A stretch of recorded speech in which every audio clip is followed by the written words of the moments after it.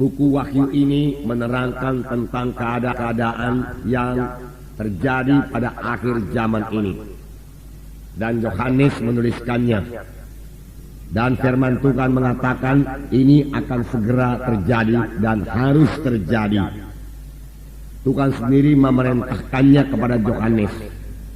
Pada waktu itu Yohanes lagi dibuang di Pulau Patmos. Dan Yesus datang kepadanya dan mengatakan kepada Yohanes bahwa dia harus menuliskan apa yang dia lihat dan dia dengar. Lalu jadilah buku Wahyu ini, saudaraku. Surat ini, saudaraku, ditujukan kepada malaikat ketujuh sidang jemaat yang ada di Asia.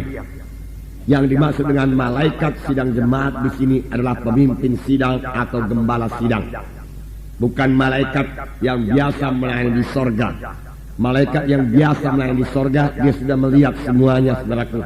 Dia mengetahui, saudaraku, segala keadaan yang terjadi di sorga. Tetapi yang dikatakan dengan malaikat di sini, yaitu pemimpin jemaat atau gembala sidang dari ketujuh sidang jemaat yang ada di Asia pada waktu itu. Tetapi saya yakin surat ini juga berlaku bagi sidang-sidang jemaat pada akhir zaman ini, saudaraku. Karena buku Wahyu ini berlaku terus sampai Tuhan Yesus datang kedua kali.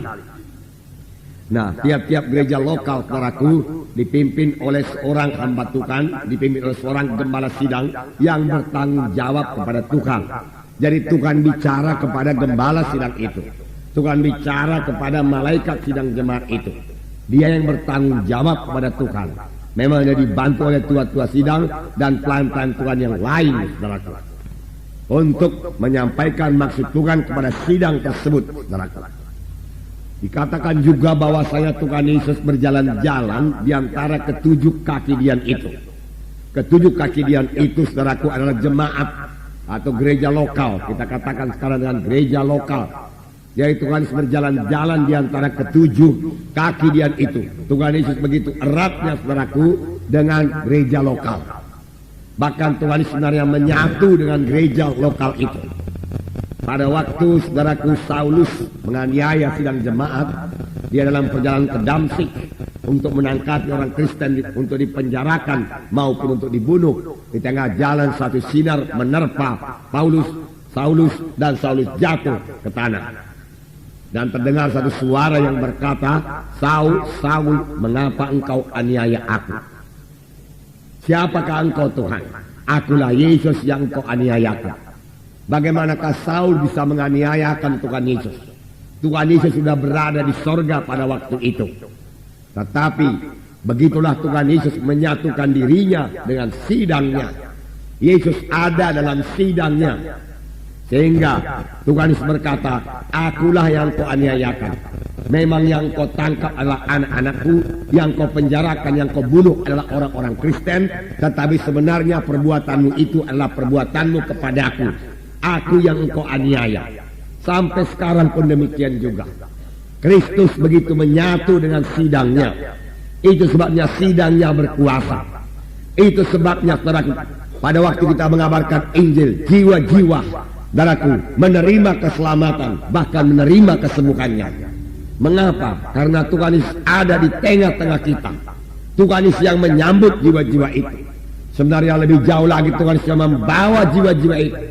Saya yakin tidak ada orang yang kebetulan hadir dalam kebaktian-kebaktian Natal kita belakangan ini yang datang dengan kebetulan. Roh Kudus memimpinkan mereka datang karena Tuhan menghendaki mereka mendengarkan Injil.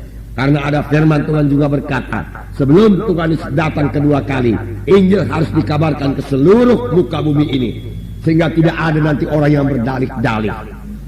Dia sudah mendengar berita Injil. Sekarang terserah kepada mereka untuk menerima atau menolaknya. Tuhan tidak akan pernah memaksa mereka. Saudaraku, mengapa Tuhan membangunkan gereja lokal ini?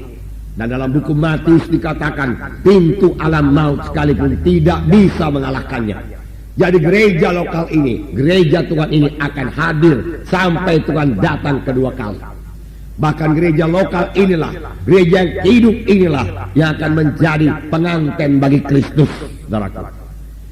Yaitu saudara dan saya yang sudah selamat, yang sudah lahir baru, yang dibentuk terus sampai seperti Yesus. Dalam pembacaan Alkitab kita beberapa waktu yang lalu, dalam 1 Yohanes pasal 2 ayat 6 dikatakan, barang siapa yang ada di dalam Yesus, dia harus hidup sama seperti Yesus hidup. Memang ayat ini sebagai satu tantangan kepada kita. Kalau kita memakai pikiran manusiawi kita, rasanya tidak mungkin kita hidup sama seperti Yesus hidup. Bagaimana mungkin kita ini manusia biasa hidup sama seperti Yesus hidup?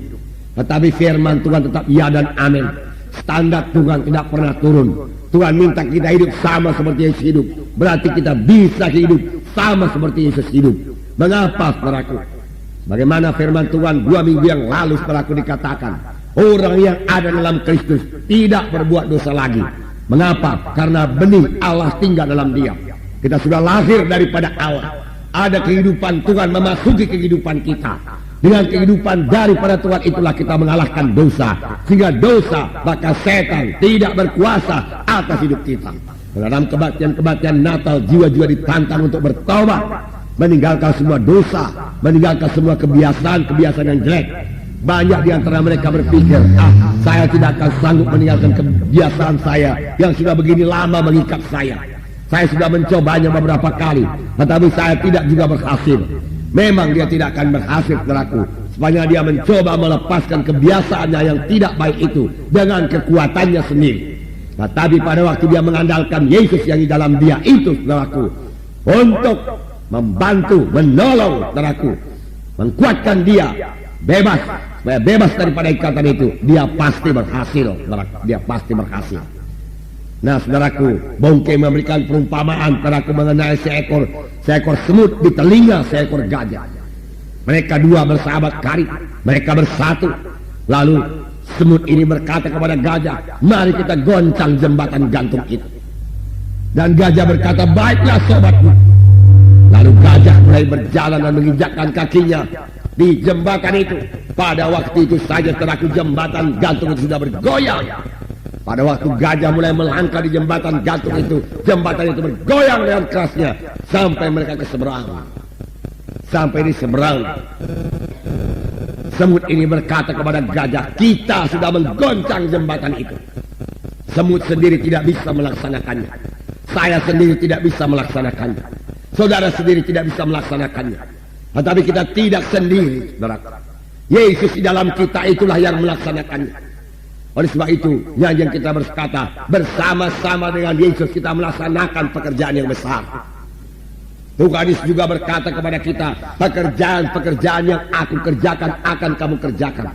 Bahkan pekerjaan-pekerjaan yang lebih besar daripada ini akan kamu kerjakan karena aku pergi kepada Bapa. Yesus sudah di sorga sekarang, tetapi di dunia ini masih ada anggota tubuhnya yang akan mengerjakan pekerjaan Yesus. Saudara mengetahui pada waktu Tuhan Yesus berada di bumi ini, dia memakai tubuhnya berjalan ke sana kemari untuk memberitakan Injil. Dia mengulurkan tangannya menyembuhkan orang sakit. Dia memakai mulutnya mengabarkan Injil. Dia berkata, hai anakku, dosamu sudah diampuni. Memang dua perkara yang dilakukan Tuhan Yesus yang paling banyak dilakukan Tuhan selama dia di dunia ini, yaitu dia berkata kepada jiwa-jiwa, hai anakku, dosamu sudah diampuni. Kemudian Tuhan Yesus berkata, hai anakku, sembuhlah engkau daripada penyakitmu itu. Dua perkara ini senantiasa dilakukan Tuhan. Pada waktu Tuhan Yesus berada di bumi ini, dia berjalan dengan kakinya dan dengan tangannya dia meletakkan tangan. Sekarang dia sudah ada di sorga. Bagaimana dia meletakkan tangan? Bagaimana, saudaraku, dia berkata lagi, hai anakku, dosamu sudah diampuni atau mengajar? Saudaraku, sekarang Tuhan memakai anggota tubuhnya, yaitu saudara dan saya, yang telah menggabungkan diri dalam satu gereja yang hidup, yang telah menyerahkan diri menjadi anggota satu gereja yang hidup. Tuhan memakai sidangnya sekarang ini. Tuhan memakai anggota tubuhnya menyampaikan maksudnya yang kekal. Boleh jadi saudara bertanya, apakah sebenarnya maksud tujuan Allah yang kekal itu, yang dari zaman ke zaman tidak pernah pudar, yang tetap ada di hati Bapa? Apakah itu, saudaraku? Saudaraku, apakah itu, saudaraku, hanya jiwa-jiwa selamat saja bukan sampai di situ saja. Bagus sekali kalau jiwa-jiwa sampai kepada keselamatan. Tetapi tujuan kekal Tuhan bukanlah hanya supaya jiwa-jiwa itu sampai kepada keselamatan saja. Lebih daripada itu. Saya akan membacakan kepada saudara apakah tujuan kekal Tuhan. Hari ini kita melihat buku Wahyu. Tetapi mari kita lihat buku Kejadian lebih dahulu. Sebab di sini dikatakan saudaraku, tujuan kekal Tuhan saudara pada waktu dia menjadikan manusia. Apakah maksud Tuhan kepada manusia ini? Saya membacakan kepada saudara Kejadian pasal 1 ayat 26 sampai 29. 26 sampai 28. Marilah kita membacanya bersama-sama. Inilah yang selalu ada di hati Bapa. Walaupun manusia pertama gagal memenuhinya, tetapi Tuhan, saudaraku, tidak mengganti maksudnya ini. Tuhan kita adalah Tuhan yang pasti. Apa yang sudah dia rencanakan pasti dia sampaikan. Dia bukan bekerja sebagai orang yang bekerja separuh hati, lalu terdapat halangan, lalu dia berhenti, saudaraku, mengerjakan pekerjaan yang lain, mengganti, saudaraku, pekerjaannya. Kalau orang dunia ini mengganti bisnisnya, kalau dia gagal dalam satu bisnis. Tuhan kita bukan Tuhan yang demikian. Apa yang sudah dia rencanakan dari murahnya akan dia sampaikan sampai kehendak Tuhan jadi. Kejadian pasal 1 ayat 26 kita akan membaca bersama-sama. Berfirmanlah Allah, baiklah kita menjadikan manusia menurut gambar dan rupa kita, supaya mereka berkuasa atas ikan-ikan di laut, dan burung-burung di udara, dan atas ternak, dan atas seluruh bumi, dan atas segala binatang yang melata dan merayap di bumi. Maka Allah menciptakan manusia itu menurut gambarnya. Menurut gambar Allah diciptakannya dia, laki-laki dan perempuan diciptakannya mereka. Allah memberkati mereka. Lalu Allah berfirman kepada mereka, beranak cuculah dan bertambah banyak, penuhilah bumi, taklukkanlah itu, berkuasalah atas ikan-ikan di laut dan burung-burung di udara, dan atas segala binatang yang merayap di bumi. Saudaraku, inilah tujuan kekal Allah dari mulanya. Inilah yang ada di hati Bapa. Karena Bapa menginginkan satu mempelai, satu pengantin buat anaknya. Dia menciptakan manusia. Sebagai apakah manusia itu diciptakan? Di sini dikatakan menurut gambar dan rupa. Tuhan menciptakan manusia itu menurut gambar dan rupa Allah. Semua kejadian-kejadian diciptakan Tuhan hanya dengan ucapannya saja, hanya dengan firman-Nya saja. Jadi terang, jadi terang. Jadi matahari, bulan, bintang, jadi. Tetapi untuk menjadikan manusia, Tuhan memang mengambil tanah liat, lalu membentuk manusia itu serupa dengan Tuhan. Inilah ciptaan Tuhan yang paling tinggi menurut gambar dan rupa kita, supaya ia berkuasa di bumi ini. Tetapi bukan hanya berkuasa, Tuhan menghendaki saudaraku mereka beranak cucu, bertambah banyak, berlipat-lipat kali ganda, memenuhi bumi dan menaklukkan bumi ini, dan berkuasa. Saudaraku sayang, manusia itu, manusia yang pertama Adam dan Hawa itu gagal. Gagal karena setan. Tuhan tidak menghendaki gerejanya pada hari zaman ini gagal. Tuhan sudah berkata dalam Matius 16 ayat 18, pintu alam maut sekalipun tidak bisa mengalahkannya.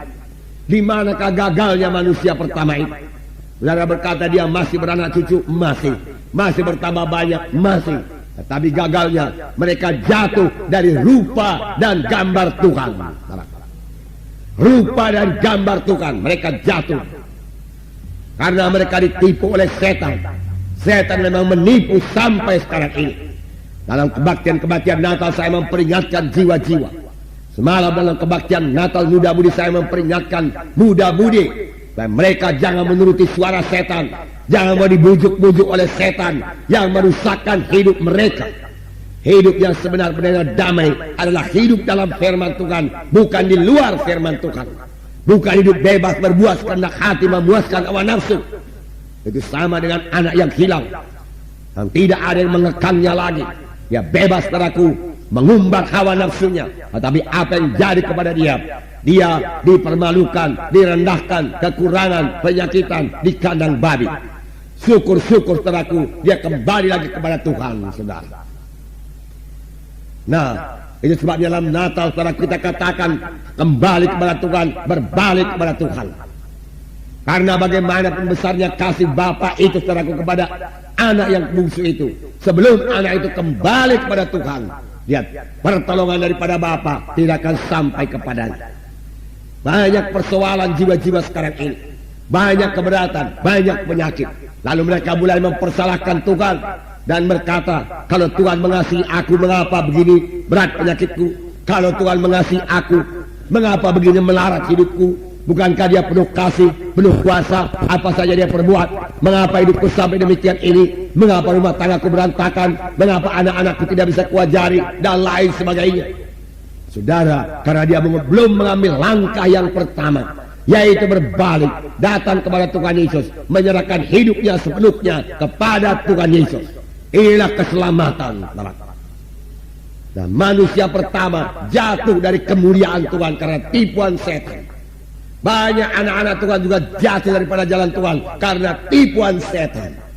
Tetapi saudara masih bisa kembali kepada Tuhan dan masuk dalam rencana Tuhan, masuk dalam tujuan kekal Tuhan ini, yaitu menjadi satu umat pilihan Tuhan, imam-imam yang berkerajaan, hidup sebagaimana Yesus hidup, karena Tuhan telah melengkapi kita lebih dahulu.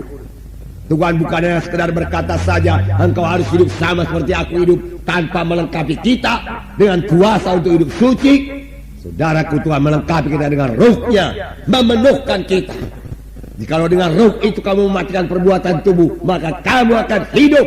Firman Tuhan berkata, kapan setan mulai membujuk kita melalui kehendak daging kita memakai kuasa Roh Kudus, kita penuh dengan Roh Kudus, kita bicara dengan bahasa roh, maka kita akan menang melawan dosa itu. Kita bisa hidup sama sebagaimana Yesus telah hidup. Nah, inilah tujuan kekal Tuhan, yaitu membangun satu umat pilihannya buat Tuhan. Dan tujuan Tuhan ini tidak pudar, tidak pernah berkurang sepanjang jam. Seperti saya katakan tadi, manusia jatuh kepada dosa, hilang kemuliaan Tuhan. Dikatakan di situ saudaraku, dalam Roma 3:23, sekaliannya sudah berbuat dosa dan telah kehilangan kemuliaan Tuhan. Orang yang kehilangan kemuliaan Tuhan tidak mungkin jadi pengantin bagi Yesus. Tetapi Yesus berjanji juga dalam buku Kejadian, keturunan perempuan ini nanti akan menghancurkan kepala ular itu. Siapakah itu keturunan perempuan itu? Apakah itu saudaraku Kain? Bukan. Kain tidak menjadi juru selamat. Tapi jauh-jauh hari kemudian sesudah itu, saudaraku, di Bethlehem, saudara, yang kita peringati sekarang ini, lahirlah Yesus. Anak Allah itu menjelma menjadi manusia untuk mengangkat semua dosa manusia ini. Saudara, itu sebabnya dia disalib. Satu tragedi yang besar, saudaraku, jadi bagi orang Kristen sekarang ini. Apakah itu, saudaraku? Mereka tidak mengerti lagi akan makna salib. Mereka tidak mengetahui berkat apa yang tersedia karena salib. Dari salib itu, biarlah saya terangkan kepada saudara, Yesus mati di kayu salib bukan untuk dirinya sendiri. Yesus mati di kayu salib untuk saudara dan saya, untuk manusia yang berdosa ini, supaya manusia yang berdosa ini bisa bebas dari dosa. Itu sebabnya ini dikatakan berita yang baik. Tuhan Yesus mencurahkan darahnya di kayu salib bukan untuk menebus dosanya. Tidak ada dosa dalam Yesus. Bukan pula untuk mendekatkan dia kepada Bapa di sorga. Dia tidak pernah renggang dengan Bapa di sorga. Tetapi Yesus mencurahkan darahnya untuk mengampuni dosa kita, bahwa kita yang sudah berpisah daripada Tuhan dekat kepada Tuhan. Tiap-tiap kali saya menerima anggur perjamuan suci, saya bertambah yakin saya dekat dengan Tuhan karena darah Yesus. Firman Tuhan berkata, darah Yesus anaknya itu mendekatkan kita kepada Tuhan. Tiap-tiap kali saya terima perjamuan suci, saya terima darah Yesus, dan saya bertambah yakin semua dosa saya sudah diampuni dan kutuk dosa sudah diangkat daripada saya. Inilah makna salib Yesus. Yesus berpisah dengan Bapanya, di mana dia berteriak, Eloi, Eloi, lama sabatani, supaya saudara jangan berpisah dengan Bapa itu. Di kayu salib, dengan matinya Yesus dan bangkitnya daripada kematian, setan dikalahkan. Dan setan dikalahkan ini bukanlah untuk Yesus, bukanlah kemenangan bagi Yesus, tetapi kemenangan bagi saudara. Belum pernah, saudaraku, Yesus dikalahkan oleh setan. Memang selama dia hidup dia dicobai oleh setan, tetapi setan bukannya menang dalam pencobaan itu. Yesus yang menang. Tetapi dia mengalahkan setan untuk apa? Dia mengalahkan setan supaya saudara dan saya mengalahkan setan. Itu sebabnya kita memiliki kuasa untuk mengusirkan setan dalam nama Yesus. Genaplah tujuan Tuhan yang kekal. Berkuasalah di bumi. Taklukkan isinya. Taklukkan setan itu. Saudara, taklukkan setan itu. Nah, saudara yang kasih dalam nama Yesus, kita sudah banyak mengusir setan, sudah banyak menaklukkan setan dalam hidup dan dalam pelayanan kita, saudara. Nah, ini tujuan kekal Tuhan, saudara yang kasih dalam nama Yesus. Dan tujuan kekal ini, saudaraku, saudara, hanya bisa dicapai, saudaraku, melalui gereja lokal, saudaraku. Melalui, saudaraku, sidang jemaat, saudaraku. Itu sebabnya firman Tuhan berkata dalam Matius 16:18, Yesus membangunkan sidangnya dan pintu alam maut tidak bisa mengalahkannya. Tidak bisa mengalahkannya. Dari sini juga kita mengetahui, saudara, bahwasanya penginjilan saja tidak cukup. Karena tujuan kekal Tuhan apa? Tujuan kekal Tuhan yaitu menjadikan manusia serupa dengan gambar dan teladan Tuhan. Berarti kita ini harus dibentuk terus, didewasakan terus. Ini yang selalu kita bicarakan dalam SKS, pertemuan SKS. Baik jiwa-jiwa bertambah-tambah dewasa. Puji Tuhan buat jiwa-jiwa yang sudah selamat dalam penginjilan. Saya percaya sudah ribuan yang selamat dalam 5-6 kali Natal ini. Saya melihat jiwa-jiwa dikirimkan Tuhan. Jiwa-jiwa menderu ke depan pada waktu diadakan altar call. Tadi malam sekitar 400 orang, mungkin lebih, saudaraku, muda-mudi maju ke depan menerima Yesus sebagai Tuhan dan Juru Selamatnya. Puji Tuhan. Saya yakin iblis sangat cemburu melihat muda-mudi ini yang menyerahkan hidupnya kepada Tuhan. Iblis juga sangat cemburu melihat muda-mudi duduk di gereja, duduk dalam kebaktian Natal. Iblis suka kalau muda-mudi itu berada di tempat-tempat yang gelap, berada di tempat-tempat dosa, berada di tempat-tempat judi, berada di tempat-tempat setan lainnya, saudaraku, yang gelap-gelap sana. Tetapi saudaraku, tadi malam mereka berhimpun mendengarkan firman Tuhan dengan tekun, tenteram. Mereka menyerap semua firman Tuhan. Mereka percaya kepada firman Tuhan. Dan saya katakan kepada mereka, iblis takut kepada saudara. Ya, emang setan takut kepada muda-mudi yang menyerahkan seluruh hidupnya kepada Tuhan. Dan saya ceritakan kepada mereka, pada waktu umur saya 23 tahun, waktu saya masih pemuda, saya menyerahkan hidup saya kepada Tuhan. Dan saya kemudian mengabarkan Injil dari desa ke desa.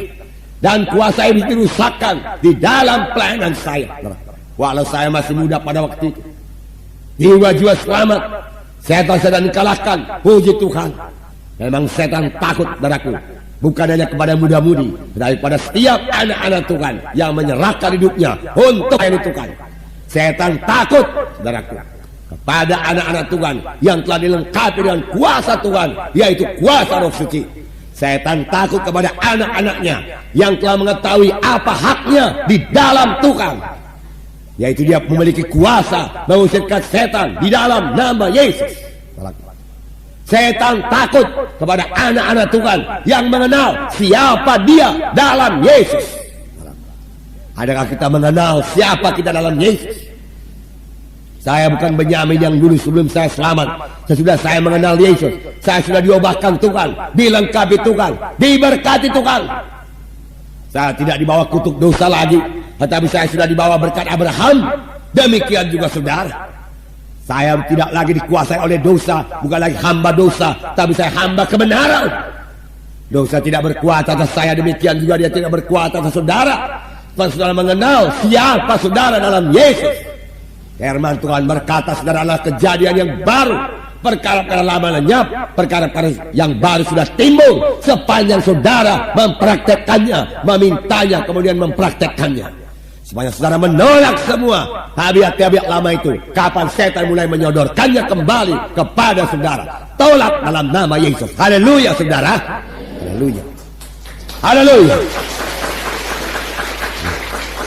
Bahkan firman Tuhan lebih jauh berkata, kita ini lebih daripada pemenang-pemenang. Bukan hanya menang saja, lebih daripada pemenang-pemenang. Begitulah luar biasa kelengkapan yang diberikan Tuhan kepada kita, saudaraku. Karena Tuhan mau mencapai tujuannya yang kekal itu. satu umat pilihan, saudaraku, yang serupa dengan dia. Kembali saya katakan, 1 Yohanes 2:6, siapa yang mengatakan dia ada dalam Yesus, dia harus hidup sama sebagaimana Yesus hidup.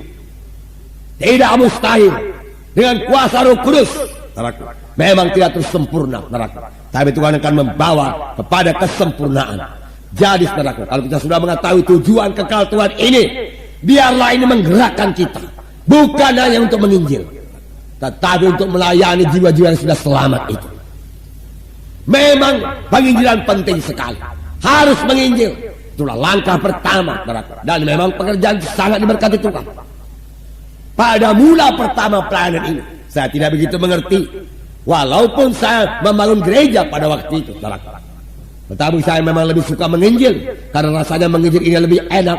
Jiwa-jiwa selamat, kita berdoa setan diusirkan, jiwa-jiwa sembuh kalau kita meletakkan tangan, puji Tuhan.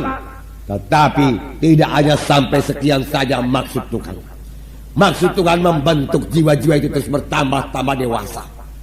Firman Tuhan berkata supaya mereka sampai kepada kedewasaan yang penuh, tidak diombang-ambingkan oleh angin pengajaran kiri kanan, tidak bimbang lagi, tapi teguh di dalam Tuhan.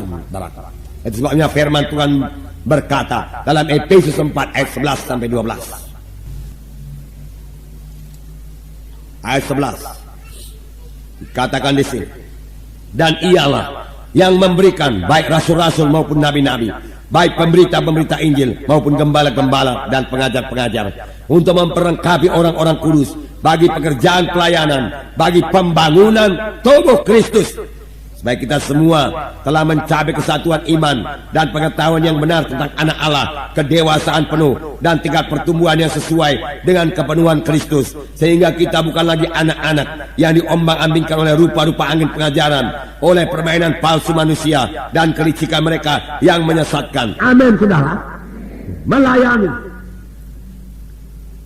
Jangan seorang mengambil mahkotamu, berarti mereka sudah punya mahkota. Dari dunia ini punya mahkota, di sana kenyataannya. Amin, saudara. Ya. Karena mereka melayani, adakah mahkota saudara? Saudara kira-kira saja kepada Tuhan, apakah perbuatan saudara, pengorbanan saudara, pelayanan saudara yang kira-kira pantas menerima mahkota? Saudara, masing-masing kita berhitung kepada Tuhan. Engkau mematuhi firman-Ku, Tuhan berkata. Ini pujian kepada sidang, tidak ada pria, tidak ada pria. Saudara, tidak ada teguran. Puji Tuhan. Jadi menantikan kedatangan Tuhan kedua kali, penuh dengan Roh Kudus, penuh dengan pelayanan, penuh dengan pengorbanan kepada Tuhan. Penuh dengan firman Tuhan, tidak miskin daripada firman Tuhan. Ini menantikan kedatangan Tuhan.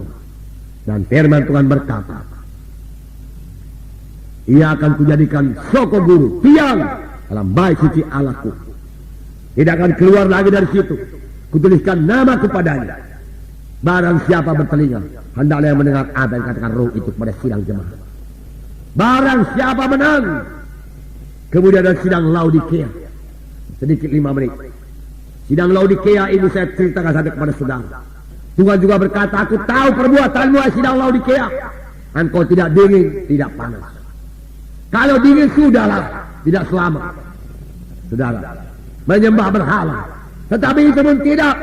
Tapi hangat pun tidak. Panas pun tidak. Suam. Ini gereja kompromi. Kompromi dengan duniawi. Dua sidang ini akan muncul pada akhir zaman. Sidang Philadelphia dan sidang Laodikea. Apakah Tuhan membiarkan saja keadaan suam? Tuhan berkata, kau muntahkan engkau. Alangkah baiknya kalau kau panas atau dingin. Kalau dingin kau tidak perlu kurus lagi. Kau beku, silahkan ke neraka. Tetapi karena kau suap, juga tidak laku pada aku memuntahkan engkau keluar dari mulutku, dia katakan. Tetapi kau berkata, aku kaya. Sidang ini tidak sadar keadaan. Tidak sadar. Banyak acaranya, banyak. Acaranya apa? Bukan penginjilan, bukan pembangunan sidang. Acaranya acara sosial. Ini gereja akhir zaman. Makan-makan, kumpul-kumpul, bicara metode-metode, Dapat metode-metode tidak bergerak, tinggal metode. Rencana-rencana, rapat-rapat yang panjang, hanya di atas kertas. Kerap kali kita tidak ada di atas kertas, cuma ada di lapangan. Puji Tuhan. Sudah. Haleluya. Mereka tidak tahu keadaannya, tidak sadar. Mereka berkata, aku kaya dan telah memperkaya diriku, dan aku tidak kekurangan apa-apa. Inilah kata sidang Laodikia, tidak kurang aku, kaya aku. Karena engkau, tetapi engkau tidak tahu bahwa engkau melarat, malang, miskin, buta, telanjang. Ini rohani. Mereka memang berada di daerah yang kaya. Anggota-anggotanya juga kaya dan memperkaya diri. Karena kota Laodikia adalah kota dagang, terutama dalam pengobatan mata. Mereka sangat terkenal dalam pengobatan mata. Dan kau akhir dalam pengobatan mata, Tuhan berkata, tapi sebenarnya engkau buta, telanjang, tidak berpakaian. Padahal di Laodikia ini ada pabrik wool, kain wool. Tetapi Tuhan berkata mereka telanjang. Tapi walaupun demikian Tuhan masih menawarkan berkat. Maka aku menasihatkan engkau supaya engkau memberi daripadaku emas yang telah dimurnikan dengan api, agar engkau menjadi kaya, dan juga pakaian putih supaya engkau memakainya, agar jangan kelihatan ketelanjanganmu yang memalukan itu, dan lagi minyak untuk melumas matamu supaya engkau dapat melihat. Barang siapa kekasihku tegur dan kuajar, supaya itu relakanlah hatimu dan bertobatlah. Terima, aku masih mau menolong engkau, Tuhan berkata. Bertobatlah engkau, Tuhan berkata. Aku mau memberi roh suci membuka mata rohanimu. Kalau engkau mau sadar. Tetapi kalau engkau tidak sadar dan menganggap dirimu kaya, tidak kekurangan suatu apapun, padahal engkau miskin, buta, bertelanjang. Mari, terima pakaian daripadaku, terima emas daripadaku, terima minyak Roh Kudus, supaya engkau melihat, Tuhan berkata.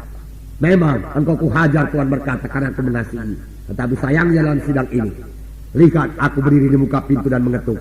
Jikalau ada orang yang mendengar suaraku dan membukakan pintu, aku akan masuk mendapatkannya, dan aku makan bersama-sama dengan dia, dan dia bersama-sama dengan aku. Selalu ayat ini kita pakai buat orang yang belum selamat. Yesus berdiri di muka pintu hati saudara, dalam KKR, dalam kebaktian Natal. Tetapi lihatlah ayat ini dipakai saudaraku untuk sidang Laodikia. Bagaimanakah sidang Laodikia? Yesus di luar sidang, saudara. Tidak dalam sidang lagi Yesus, saudara. Mereka tidak perlu Yesus lagi. Mereka punya acara sendiri. Mereka punya rencana sendiri. Mereka menjalankan gereja dengan kekuatannya sendiri. Yesus sudah di luar, saudara. Tetapi Yesus masih mengetuk pintu. Biarkan aku masuk. Makan dengan aku, bersekutu dengan aku, bersama-sama dengan aku. Dan Tuhan masih menjanjikan, barang siapa yang menang, ia akan kedudukan bersama-sama dengan aku di atas tahtaku. Bagaimana aku telah menang dan duduk bersama-sama dengan Bapakku di atas tahtanya. Siapa yang bertelinga, hendaklah yang mendengarkan apa yang dikatakan Roh kepada jemaat-jemaat. Ini sidang yang terakhir. Saya percaya dua sidang ini akan jadi pada zaman akhir ini. Yang jahat akan bertambah jahat, yang baik akan bertambah baik, yang suci akan bertambah-tambah suci. Jangan kompromi, saudara. Kita kompromi dengan kuasa kegelapan. Hajimat berkala, tanggal-tanggal dukun-dukun. Saudaraku, anak-anak Tuhan tidak ada urusan dengan itu, saudara. Tidak ada. Potong tahu dengan hal-hal seperti itu. Tidak menjamah hal-hal kegelapan seperti itu. Menyebutnya pun malu di tengah-tengah sidang Tuhan. Segala kenajisan, kekotoran, tinggalkan semua dalam nama Yesus. Tinggalkan semua. Kalau Bongke berkata, mengapain sebelum masuk? Karena dalam rumah itu masih ada partner-partner yang salah dalam hati orang itu. Apa itu partner yang salah? Hajimat berkala, tanggal-tanggal dukun-dukun. Apa itu partner yang salah? Keduniawian. Apa itu partner yang salah? Karena kenajisan, saudara. Hawa nafsu, saudara. Kehendak daging, percabulan, perjinahan, saudara. Sudah. Sekarang ada yang dikatakan kumpul kebo. Semua itu, saudaraku, kekejian kepada Tuhan. Saudaraku, mari kita masuk kepada kesucian Tuhan. Sudah. Bagaimana sidang di Philadelphia ini, tidak menyangkal Tuhan, kudus dan benar di hadapan Tuhan. Barang siapa yang berkata dia ada dalam Yesus, hendaklah dia hidup sama seperti Yesus hidup. Inilah tujuan kekal Tuhan dari mulanya, yaitu satu umat pilihannya. Bisakah kita laksanakan? Bisa. Penuh dengan Roh Kudus, penuh dengan firman Tuhan, banyak berdoa, setia kebaktian, serahkan diri saudara pada gereja yang hidup, mulai melayani. Aku tahu perbuatanmu, Tuhan berkata, aku tahu hidupmu, Tuhan berkata. Pujilah Tuhan, biar semua kita menang. Sama sebagaimana firman Tuhan ini berkata, barang siapa yang menang, barang siapa yang menang, jangan ada yang kalah. Biarlah kita menang, karena Tuhan telah memberikan kelengkapan bagi kita untuk menang, yaitu kuasa Roh Kudus yang di dalam hati kita. Mari kita berdiri.